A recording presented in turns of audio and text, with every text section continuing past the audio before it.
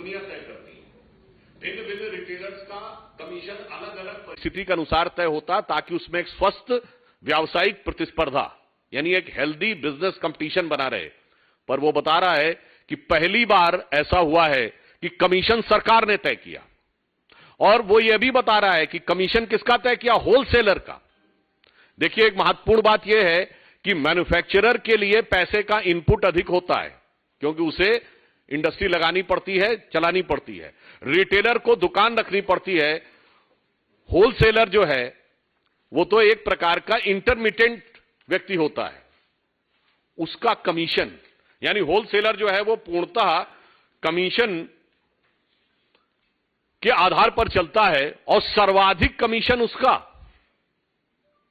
और वह भी सरकार के द्वारा तय। और इसमें वो ये बता रहा है कि कमीशन लेने का औचित्य और आधार क्या था और किस प्रकार से वो पैसा लेकर। लोन देने वाले आपकी मदद नहीं करते, वो लाभ कमाने के लिए देते हैं। तो कौन अच्छा है और कौन बुरा है जानना चाहते हैं तो फ्रीडम ऐप को अभी डाउनलोड कीजिए। बाकी लोगों को दिया गया, और इतना ही नहीं, यह भी दर्शा रहा है कि शराब के इस घोटाले के आधार पर लिए गए पैसे का गोवा और पंजाब में भी चुनावों में उपयोग किया गया। और इसके अतिरिक्त यह भी उसने बताया कि 5-5 करोड़ रुपए तक की फीस मिनिमम निर्धारित की गई।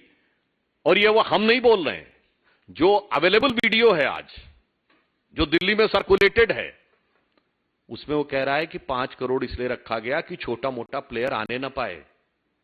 जिनके पास 80% बिजनेस है उनको 5 करोड़ देने में कोई समस्या नहीं होगी, जबकि मूलतः यह पॉलिसीज जब अन्य राज्यों में बनाई जाती हैं तो इस आधार पर बनाई जाती हैं कि छोटे छोटे व्यापारियों को भी काम करने का मौका मिले और प्रतिस्पर्धा करने का भी मौका मिले।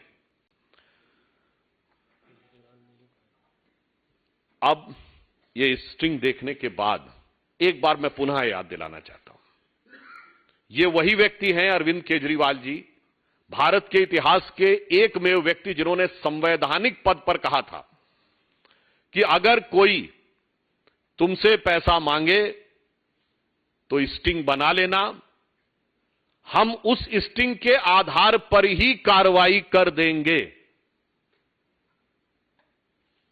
कोई अगर स्टिंग बनाकर भ्रष्टाचार का खुलासा करेगा तो हमारी सरकार तत्काल कार्रवाई करेगी। कहां गए वो वचन 7 साल पहले कि बोली गई वो बात? और ये बात स्टिंग में आपको देखने के बाद और अधिक स्पष्ट हो जाएगी। अब हम यह कहना चाहते हैं कि स्टिंग होने की जो कुछ चीजें पब्लिक डोमेन में है, यह भारतीय जनता पार्टी नहीं कह रही है, यह पब्लिक डोमेन में। हम तो सवाल पूछ रहे हैं कि जब इस प्रकार की नीतिगत बातें उभर कर सामने आई, नंबर 2 पॉलिसी आपने विड्रॉ की, नंबर 3 उसके बावजूद आपने उसका समर्थन किया, नंबर 4 पहली स्टिंग पे कोई कार्रवाई नहीं की, नंबर 5 आपने उसके बाद स्टिंग पर कोई कार्रवाई नहीं की है, और आपके आंदोलन के पितृ पुरुष अन्ना जी भी इस पर आपके बारे में लिख चुके हैं। पर मेरा मानना है कितना चरित्र बदलता चला जाता है। मैं ये कहना चाहूं कि सत्ता का जो नशा है जिसमें आज आम आदमी पार्टी सवार है, उसने उसके चरित्र को जितना बदला है, भारत की राजनीति में शायद 7-8 वर्ष के कालखंड में किसी पार्टी का इतना चरित्र बदलते हुए नहीं देखा होगा।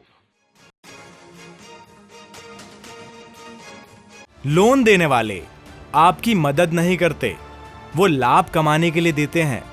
तो कौन अच्छा है और कौन बुरा है जानना चाहते हैं तो फ्रीडम ऐप को अभी डाउनलोड कीजिए।